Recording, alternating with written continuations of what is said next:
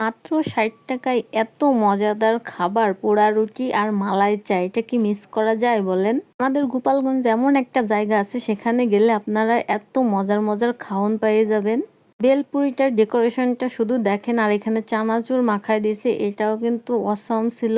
শনিবার আমার বরের ব্যবসা বন্ধ ছিল, তাই তারে ধরে বান্ধে বলে কয়ে নিয়ে চলে গেছি ঘুরতে। সরি, সে আমারে নেয় নাই, আমি তার বাইকের পিছনে উঠে গেছি আর কি, সে চালায় নিয়ে গেছে, তাই সে আমারে নিয়ে গেছে। আপনাদের সঙ্গে এই সুন্দর বিকেলটা একটু শেয়ার করি। তো আমরা দুইজনে লঞ্চঘাট থেকে তারপরে সোজা চলে গেলাম এই যে বিজ্ঞান ও প্রযুক্তি বিশ্ববিদ্যালয় গোপালগঞ্জ ভার্সিটির ভিতরে।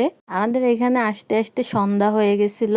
এই ভার্সিটিটা কিন্তু অনেক বড়। আমার বর মোটরসাইকেল নিয়ে ঘুরছে, তাই ৪-৫ মিনিট লাগিয়ে গেছে। হাঁটতে ঘুরতে গেলে আপনার আধা ঘন্টা ১ ঘন্টা লাগে যাবে। প্রথমে সে ভিতরটা একটু ঘুরে দেখতেছিল, কারণ আমরা ওইভাবে কখনো যাইনি গোপালগঞ্জ থাকলেও। আসলে আমার ভার্সিটিতে পড়ার অনেক ইচ্ছা ছিল, তাই কোনোদিন যাই না। গেলে আমার অনেক কষ্ট লাগে ভার্সিটি দেখলে। ওর সামনে দিয়ে অনেক যাওয়া আসা করি আমরা। আমরা এই যে মোটরসাইকেলে করে এক পাশটা ঘুরে এই যে রাস্তা দিয়ে চলে যাচ্ছি, যেখানে হচ্ছে আপনার মালাই চা আর ওই যে পোড়া রুটি পাওয়া যায় সেখানে। ভার্সিটিটা অনেক সুন্দর। আমি ইন্টারে যখন পড়তাম তখন একবার একটা প্রোগ্রামে আমরা গেছিলাম আমাদের কলেজ থেকে। যদি কোনোদিন দিনের বেলা ঘুরতে যাই তাহলে আপনাদের অবশ্যই ভিডিও করে পুরো ভার্সিটি ঘুরে দেখাবো। তো আপনাদের সঙ্গে গল্প করতে করতে দেখেন এই যে সেই চার দোকানে চলে আসছি। এটা হচ্ছে সুমন ভাইয়ের দোকান, দোকানদারের নাম সুমন, আর দোকানের নাম হচ্ছে চা তরঙ্গ। এই যে হচ্ছে আমাদের সেই সুমন ভাই, ওই দেখেন ভিডিওতে দেখা যাচ্ছে। তারপরে ওনার দোকানটা একটু ঘুরে ঘুরে দেখতেছিলাম, আর আমার বর বাইকটা সাইড করতে গেছিল। তারপরে আমি এই যে একটু নিজের ভিডিও করতেছিলাম, পিছন দিয়ে দেখেন ওই যে আমার বর চলে আসলো, সে বাইক সাইড করে। তারপরে সে অর্ডার দিল আমার জন্য একটা পোড়া রুটি আর একটা মালাই চা। সে শুধু চা খাবে, সে রুটি খাবে না। এখানে তাকে আমি এমন একটা কথা বলছিলাম, তাই সে খুব হাসতেছিল।